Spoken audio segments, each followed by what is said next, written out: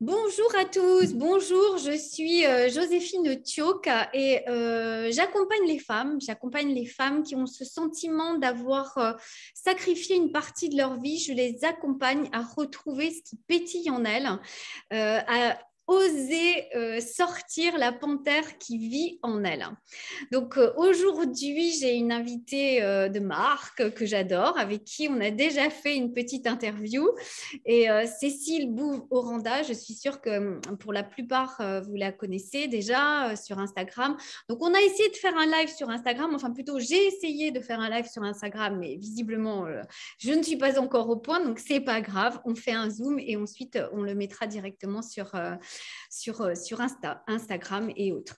Donc voilà, donc Cécile, moi j'aimerais bien que tu te présentes et peut-être déjà que tu nous dises à quoi tu rêvais quand tu étais enfant.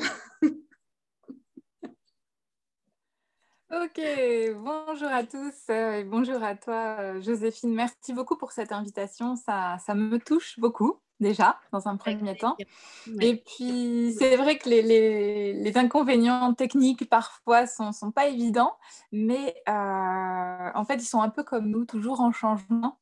Et il faut s'adapter et comprendre comment on peut communiquer et œuvrer avec voilà, ces systèmes. Alors, pour répondre à ta question déjà, qui je suis? Donc oui, Cécile Bouve Orenda. Orenda, donc voilà, c'est un mot que j'ai emprunté aux Amérindiens parce que c'est l'essence spirituelle, la source divine, la source de je suis et j'incarne. Et donc, c'est vrai que j'œuvre aujourd'hui en tant que femme médecine et j'accompagne moi aussi des âmes, que ce soit des femmes ou des hommes, mais principalement les femmes, autour du développement de l'être véritable, de qui on a à rayonner et de voilà, entrer dans le microcosme à l'intérieur pour rayonner dans le macrocosme à l'extérieur. Et voilà, donc ta question, c'était quoi précisément par rapport à mes Alors, rêves d'enfant? ouais, c'était qui tu rêvais d'être quand tu étais enfant, tu vois, à quoi tu rêvais, quelles étaient tes pensées, je sais pas. À quoi Mhm. pensait Grande- Cécile? Alors, à vrai dire, ce que j'entends dans la question, c'est qui j'étais et qui je suis devenue peut-être, on verra après. Et en tout cas, je pense que j'ai pas perdu cette étincelle d'enfant. Je pense que j'ai réalisé les rêves que j'avais besoin de réaliser à chaque étape de ma vie. J'ai jamais été dans la non-écoute de ces rêves. Mhm. Donc te dire, moi j'ai beaucoup, enfin je suis vraiment très connectée encore à ces énergies-là. Je me souviens des odeurs, des couleurs, de vraiment des sensations dans tout mon corps. Et je crois que ouais, peut-être si j'avais un rêve, c'était celui d'unifier l'humanité, d'unifier les règnes, d'unifier la vraie vie au sein de la globalité de notre planète et de l'univers.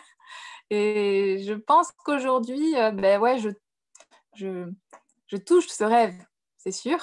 Après, peut-être, c'est intéressant cette notion de rêve, comme tu dis, parce que euh,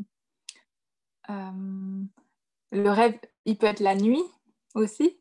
Et c'est comment matérialiser dans la réalité nos rêves. Ouais, il Et y a. donc, je pense que Ouais.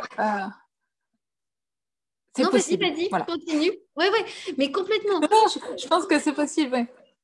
Mais oui, je pense que c'est possible. En fait, toi, tu es en train de nous dire que tu es toujours resté connecté à ton rêve, hein, avec cette vision d'un monde pas idéal, c'est pas d'un monde bisounours, mais en tout cas d'unifier la vie, d'être un peu dans un chemin de développement personnel, tu sais, où on commence déjà par s'occuper de soi, puis de notre entourage et puis de la planète. Donc toi, tu étais déjà, finalement, tu avais déjà une vision plus générale. Et en fin de compte, ta vie, c'est ça, quoi. C'est mettre en place ça, quoi, finalement. Et je trouve ça vachement beau ce que tu dis parce que je crois que tu as disparu. Non, tu es toujours là. J'arrive. Je crois qu'il y a la technologie qui vient nous chatouiller et Ouais, je n'avais pas mis les je sais bonnes pas ce batteries qui se aux bons passe. endroits. Ouais, mais écoute, c'est pas grave. On Donc, va, on va vivre avec la technologie. Mais en tout cas, je pense que tu es une des très, très rares personnes que je connaisse, que je fréquente, qui puisse, que j'entends dire, mais finalement, j'ai réalisé tous mes rêves. Et je trouve ça particulièrement fort et particulièrement beau, en fait.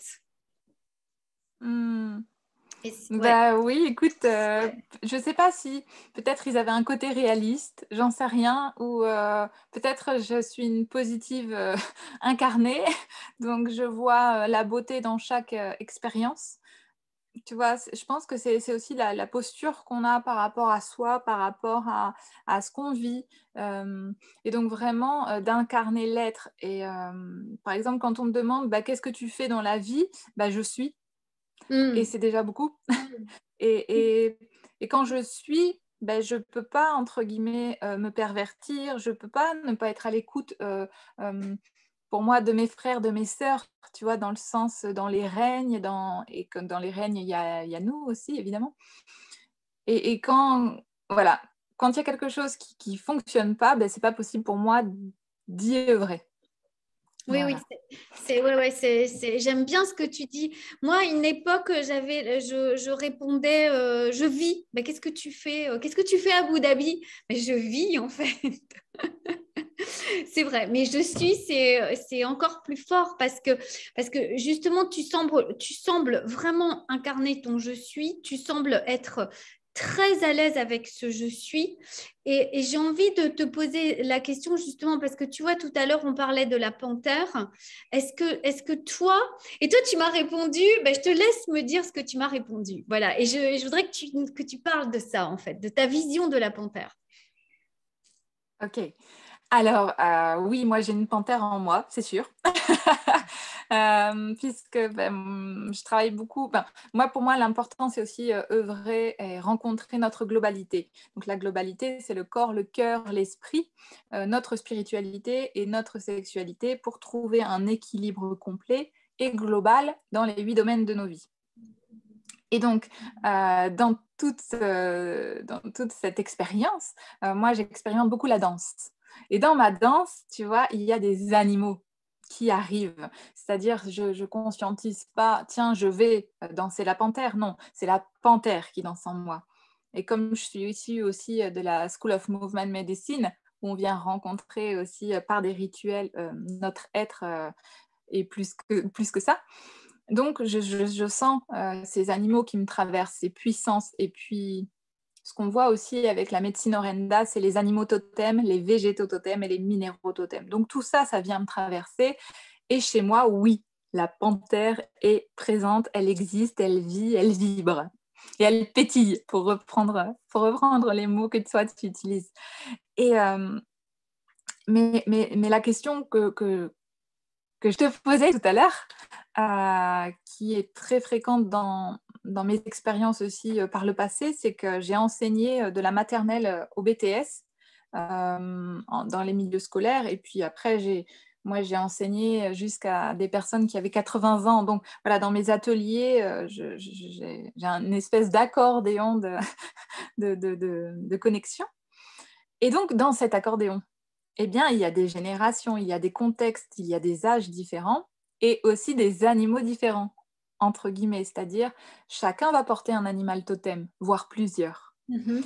Et donc, pour certaines personnes, c'est pas possible d'incarner une panthère, tu vois. Et la question donc, que je te disais, c'est, bah, ok, mais si je suis un singe, comment je fais pour trouver la panthère en moi? Ok, et ben justement, vas-y, dis-nous comment tu fais pour trouver la panthère en toi dans ces cas-là. Ah bon, alors moi qui est la panthère, il faudrait que je trouve un autre animal, mais après, je pense que c'est une question de connexion à l'énergie que cet animal véhicule et représente en nous-mêmes. Hmm. C'est-à-dire, si on se dit, je sais pas, hein, j'invente, hein, si on se dit, oh oui, moi de toute façon, je suis qu'un koala ou un kame paresseux. Moi, j'aime être lente, j'aime le repos, j'aime le calme. Ok. Et à la fois, si cette personne se dit, mais j'aimerais quand même incarner cette force, ce feu, parce que en nous, on a aussi tous les éléments, que ce Mhm. soit en Ayurveda, en médecine chinoise ou en d'autres médecines traditionnelles, on incarne des éléments. Et donc, imaginons ce koala qui veut un peu se transformer en panthère. Et bien, si c'est vraiment un rêve, si c'est vraiment en lui, en elle, incarné, c'est qu'elle a cette lumière, c'est qu'elle a cette puissance. Et que par moi, mes exercices, hein, que ce soit en danse, en yoga, en qigong, on fait circuler les énergies dans le corps, les organes, à l'intérieur, à l'extérieur. Et donc, peut-être, c'est trouver comment et où faire circuler cette énergie pour qu'elle puisse jaillir et aller rencontrer l'autre. Peut-être il s'agit de ça. Oui, d'accord, ok. Ouais, ouais, c'est très puissant ce que tu dis, je trouve, parce que justement, ça montre que, quel que soit comment on se sent, en fait, on peut aller chercher une autre énergie à l'aide d'un animal totem, parce que toi, de la panthère, en fait, tu en as fait un animal totem, alors que moi, au départ, je sais même pas si j'ai cette idée-là, tu vois, mais c'est pas grave, ça. C'est qu'en fait, tu peux aller chercher euh, autre chose, une autre énergie, quelque chose d'autre que tu peux activer en toi. Et en fait, c'est ce que tu dis, je trouve ça génial parce que ça veut dire que bah, tu peux activer l'énergie de la panthère, comme tu peux activer Wonder Woman, Superman, enfin tu vois, entre guillemets. Mais en fait, tu peux être qui tu veux, quoi. Et ça, j'adore cette Et idée-là. exactement. Et là, ce que j'entends, enfin, ce qui me vient quand tu dis tout ça, c'est surtout écouter l'envie. Et Hmm. je propose avec un binôme, je propose des stages qu'on appelle envie, et envie avec EN plus loin vie. Et en Hmm. fait, quand tu as l'envie, tu as la vie à l'intérieur qui, comme tu dis, pétille et qui a juste besoin de s'exprimer et de s'expanser à l'extérieur. Et partant de cette envie, on peut trouver les solutions. Imaginons. Imaginons, imaginons, je suis une nageuse et je travaille beaucoup avec l'élément eau et je fais de l'apnée et de la danse dans l'eau. Ok. On voit l'univers. Cette même personne décide de construire une maison. Imaginons, elle choisit de construire sa maison avec des éléments naturels en terre, paille, torchis. Ok. Alors déjà, elle a l'élément eau qu'elle connaît bien. Mais à côté de ça, la construction, les outils, connaît pas. Mais si elle a l'envie, elle va aller chercher en elle les ressources pour y arriver. Ouais. Tout comme on le voit, ça me fait penser, je continue et après j'arrête, mais ça me fait penser aussi à l'éducation, puisque Hmm. j'étais un peu dans ce milieu, enfin j'étais dans ce milieu, et surtout dans le milieu alternatif, hein, parce que j'ai travaillé à la ferme agroécologique de Pierre Rabhi dans les Amanins, Hmm. avec les Amanins. J'ai rencontré d'autres formes d'éducation, Montessori, Steiner, tout ça. Et en fait, on voit aussi avec Céline Alvarez, d'ailleurs, qui a écrit un bouquin à ce sujet, qu'elle avait une classe dans laquelle elle avait différents âges d'enfants. Et ce n'était pas du tout une classe comme nous, on a pu les connaître. Pas la table avec la petite chaise, chacun son espace. Non, c'était une vision beaucoup plus globale. Et il n'y avait pas d'obligation à apprendre à lire à tel âge, à faire ci, à faire ça. Et en fait, ce qui s'est passé, ce qu'elle a constaté, et ce que d'autres constatent également, c'est que quand il y a l'envie et un intérêt, nous-mêmes, êtres humains, sommes capables de déployer beaucoup de force. Et qu'un enfant qui ne savait pas lire, mais qui voulait apprendre à construire un avion, par exemple, un petit avion, bah, ok, mais il faut savoir lire pour savoir décoder, pour pouvoir construire cet avion. Et en Hmm. fait, à ce moment-là, cet enfant a décuplé cette force d'apprentissage de lecture parce qu'il avait cette envie, ce besoin et donc une énergie qui est venue. Oui, bien sûr. Oui, c'est clair. C'est vraiment se relier à ce qu'on veut ressentir, à ce qui est important pour nous. Et oui, bien sûr, ça, c'est vrai qu'avec nos enfants, comme tu dis, avec nos enfants, on peut le constater tous les jours. Et pour nous aussi, hein, ça nous donne une force extraordinaire. C'est tout à fait vrai ce que tu dis. Et moi, j'ai envie d'enchaîner là sur autre chose. Enfin, non, c'est lié, hein, mais j'avais vraiment envie, en fait, c'est pour ça qu'on pourrait continuer à parler de ça.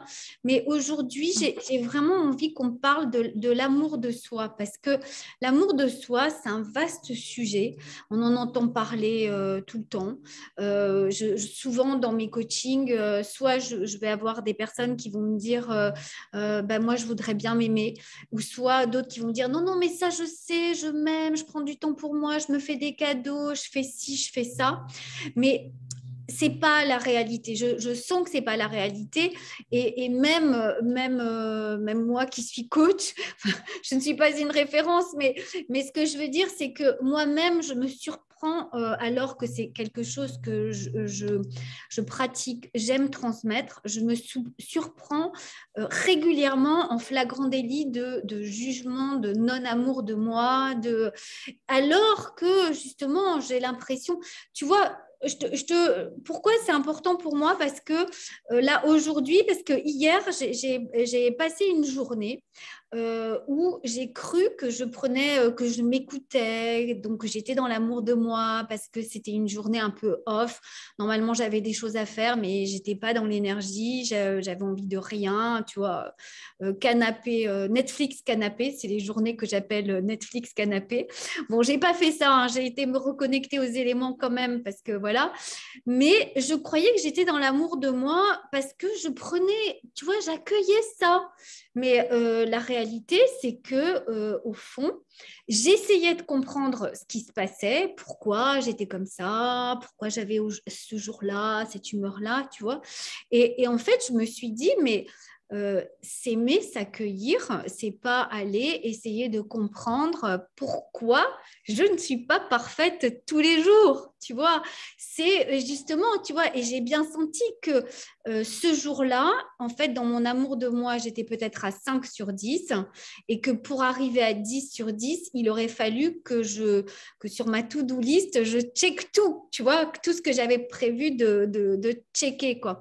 Et en fait, je me suis dit, c'est quand même hyper intéressant parce que euh, ton mental, il te fait vraiment croire des choses alors qu'en fait, la réalité, c'est que ce sont des bullshit. Tu vois, et j'avais très envie d'en parler avec toi parce que je pense que, tu vois, quand tu parles de ton je suis, de comment tu as pu réaliser tes rêves, ça confirme ce que je pensais depuis que tu es enfant. Je pense que vraiment, tu peux avoir une vision sur cet amour de soi que j'aimerais bien entendre, que tout le monde aimerait bien entendre d'ailleurs. Bah, merci beaucoup, Joséphine. Je suis super honorée de ta question et de ta confiance et de me partager aussi tous ces êtres humains qui vont pouvoir entendre et vibrer, tu vois, mon rêve aussi. Et effectivement, moi, ce que je perçois, en tout cas ce que je propose, et c'est pour ça que j'ai lancé mon activité également, c'est que pour que mon rêve se réalise, il est nécessaire qu'on soit plus nombreux à vibrer, à rayonner, à être nous-mêmes. Et donc dans l'être soi, euh, dans la médecine Orenda, il y a la question vraiment de globalité, d'intégrer toute notre temporalité, puisque je t'ai entendu pas mal parler de temps, et parfois on peut, à mon sens, se dire je manque de temps pour moi. Vraiment cette phrase qui dit le temps. Et en fait, le temps, c'est genre, ok, alors là, tel jour, telle heure, je me donne du temps. Il faut que j'en profite. Et là, on est là. Ah, mais je n'arrive pas à en profiter. Mais pourquoi j'arrive pas à en profiter? Mince, c'était ce jour-là, je l'avais noté. Mais parce qu'en fait, à mon sens, il y a trop de concepts. Il y a trop de croyances limitantes. C'est pas un après-midi où on s'occupe de soi. C'est à chaque instant. Il n'y a pas de frontières. moi, j'ai jamais vécu avec je suis à l'école, je suis à la maison, je suis en vacances, je suis en week-end. Non, je vis sans frontières. Euh, c'est pas envisageable autrement. C'est comme si on disait, OK, alors là, cet après-midi, là où tu prends du temps pour toi, où tu te fais du bien, tu respires. Et les autres moments, tu penses pas que tu respires. C'est pas possible. J'adore, On respire tout le temps, tu j'adore ce vois. que tu dis, j'adore. Ouais. Et donc, le fait de ne pas avoir de frontières permet de ne pas avoir de jugement. Parce qu'effectivement, mince, ah, mais tu avais pris cette matinée pour te faire un massage, mais pourquoi tu n'y vas pas, tu vois? C'est parce que bah, aujourd'hui, peut-être c'est ma première journée de lune et que j'ai pas forcément envie d'aller me faire masser le jour où c'est mon, tu vois, où le sang arrive, par exemple. Bah Ouais. ok. Et en fait, vraiment se laisser des soupapes. Et puis, on est dans une société où il faut faire, beaucoup. Et donc, dans l'agenda, on remplit. Hmm. Et donc, l'idée, je pense, moi aussi, hein, je suis en apprentissage constant parce que j'aime tellement mon travail, j'aime tellement ma vie, j'aime la vie en général, que des fois, je me dis, ah, aujourd'hui, je vais faire ça, ça, ça, ça, ça, ça. Ah, bon. Alors, des fois, je me dis, non, alors on va déjà faire ça, sûr. Ça, peut-être.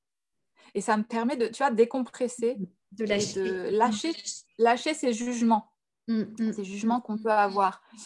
Et par exemple, les week-ends, ben, je vais me dire vendredi après-midi, samedi, dimanche, c'est mon week-end. Oui, enfin, le vendredi après-midi, c'est une soupape de sécurité si j'ai pas eu le temps de finir ce que j'avais à finir la semaine, etc., etc. En fait, il faut vraiment apprendre à se connaître soi pour pouvoir établir des plans qui sont en respect avec notre rythme. Et comme tu dis, il existe des to-do list, tu Hmm. vois. Et le temps de s'aimer, c'est à tout moment. Et s'accueillir et se questionner, ben, c'est aussi un peu à tout moment. Et savoir dire à des moments, ah là, c'est pas le moment. Là, c'est non. Ouais, ouais. Et puis, ben, voilà, vraiment lâcher. Et puis, pas se donner une note. Parce que je t'ai entendu dire, ah ben là, j'étais à 5/10. Et ça vient de l'école. Et ça vient des croyances limitantes et des concepts. Ouais. Mais ça permet de donner une valeur. Parce que c'est vrai, quand on va à l'hôpital, par exemple, ou qu'on a une douleur et que le docteur dit alors, sur l'échelle de vous en êtes où? Ça peut aider. Mais encore une fois, c'est subjectif. Parce que quelqu'un qui va être dur à la douleur, il va dire ah, c'est bon, je suis à 9/10. Sauf qu'en fait, en Ouais. réalité, son corps, il est peut-être à. Voilà. Donc, c'est encore la question de s'aligner corps, cœur, esprit pour pouvoir vibrer son soi et s'aimer pleinement. Écoute, j'adore tout ce que tu as dit parce que tu vois, dans chaque chose que tu as dit, tu nous as rappelé que en fait la vie doit circuler, quoi, que vraiment c'est un mouvement et que vouloir faire si, en fait, c'est vraiment toujours être dans l'action, ne pas s'écouter, se mettre des notes, et en fait, c'est vraiment, là pour moi, c'est vraiment, tu donnes un aspect de l'énergie de vie, quoi. Et ça permet vraiment de lâcher et de se sentir un peu plus léger quand on t'entend. Enfin, en tout cas, moi, c'est l'effet que ça me fait. Et j'espère que ça fait cet effet-là à tout le monde. J'en suis sûre même, hein, c'est clair. Et du coup, bah, tu vois, le temps passe très très vite, hein. Ça fait déjà 20 minutes qu'on est ensemble.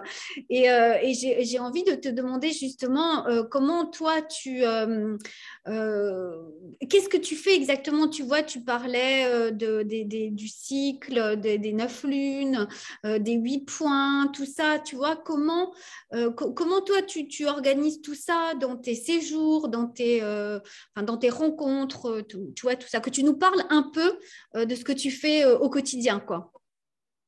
Ok, bah, écoute, avec plaisir, puisque j'adore ça. Donc, alors, par quoi je commence? Avec la médecine Orenda, on a 2 cycles par an, de 9 lunes. Donc, on part en voyage ensemble pendant 9 lunes.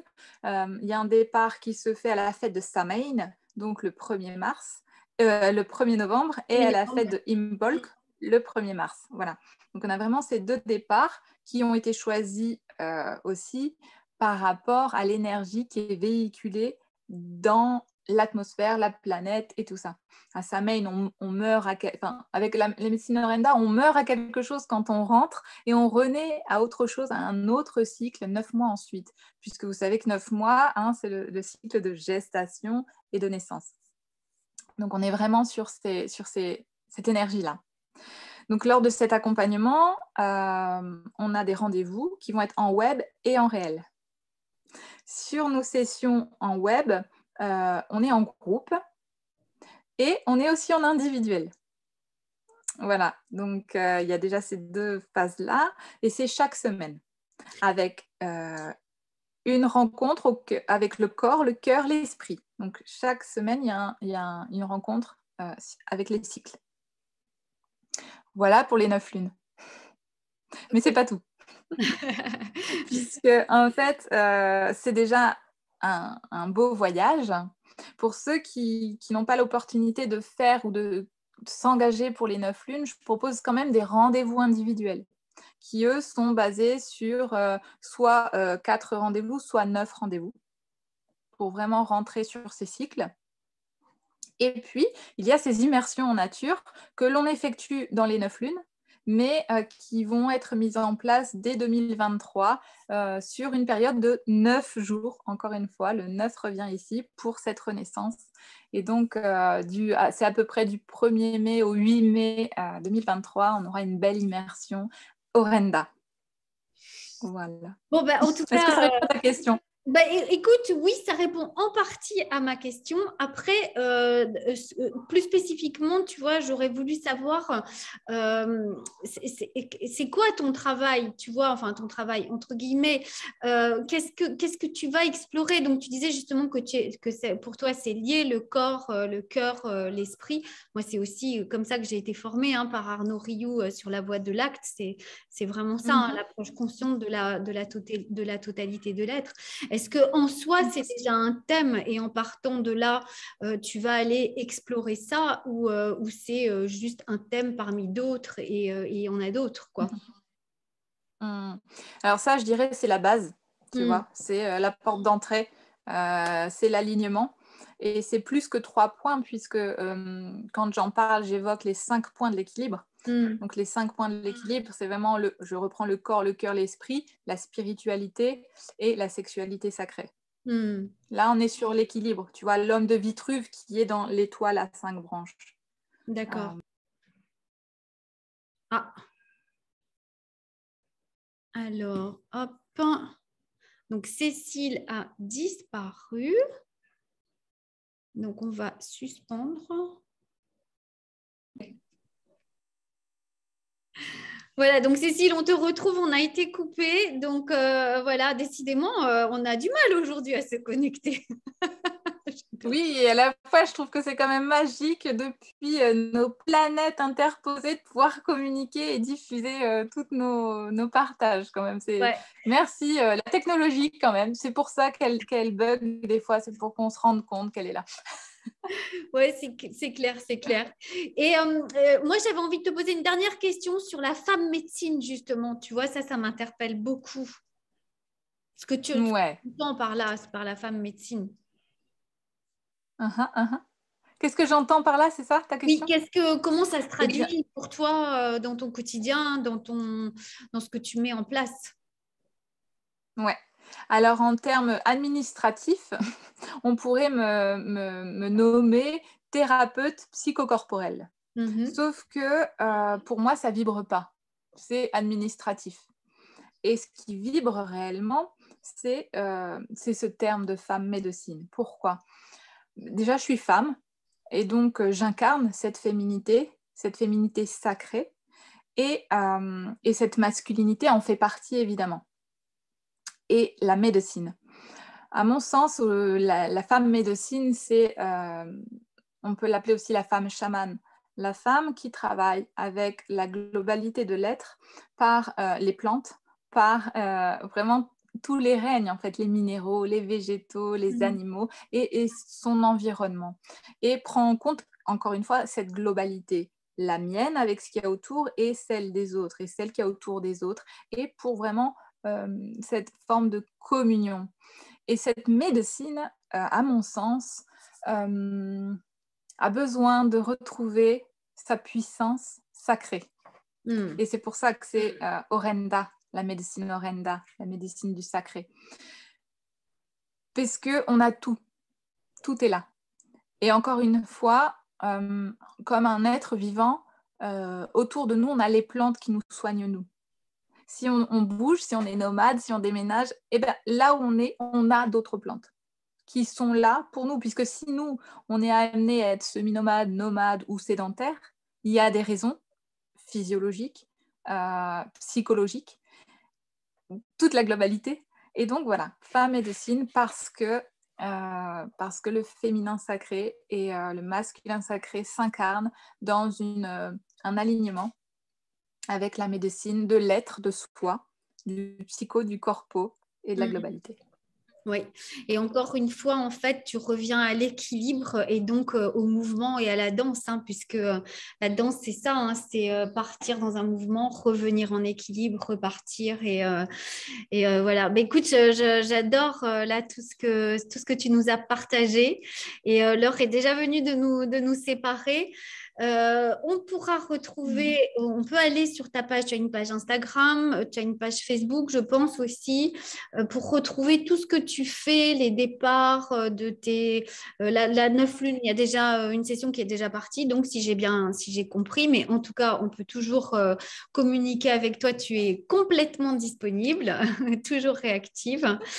Et puis, pour celles qui voudraient retrouver le programme Sors ta panthère, eh bien, c'est pareil, hein, je mettrai un lien dans les commentaires.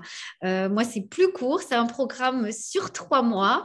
Voilà, Parce que, bon, c'est vrai que autant je sens que toi, cette notion de temps, tu as réussi à l'intégrer pour en faire quelque chose de doux, à la fois de doux, de présent.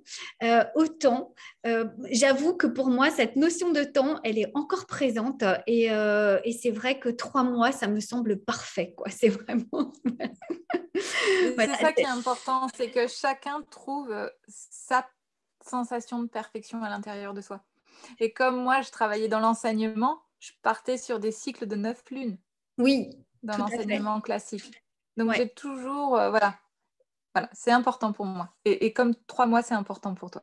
Oui, c'est ça. C'est important pour moi parce que il y a aussi cette, tu vois, pour moi, ce qui est présent aussi, c'est de me dire, ok, j'arrive à un âge maintenant où j'ai plus de temps à perdre sur des petites choses qui peut-être passer un certain âge, parce qu'on peut parler de ça aussi, hein, se dire, non, ça, j'ai envie d'aller vite là-dessus parce que j'ai plus de temps à perdre, quoi. Ça veut pas dire passer sur les choses importantes, c'est pas ce que je suis en train de dire, mais voilà, c'est un peu mon idée de la panthère, en tout cas. Et en tout cas, je te remercie, Cécile. Et mais tu vas nous donner le mot de la fin, un petit mot avec lequel on va repartir et qui va nous porter là pendant quelques jours. Super. Eh bien, pour garder le mouvement à l'intérieur de vous, pour garder cette danse et cette pétillance, pour revenir avec tes mots, je vous invite tout simplement à prendre conscience de votre respiration, à respirer, inspirer, expirer. Et là, déjà, c'est le premier mouvement de la vie. Tellement vrai. Merci, Cécile. Merci, à bientôt. Merci. Merci à toi, Joséphine. À bientôt. Avec plaisir. Ciao.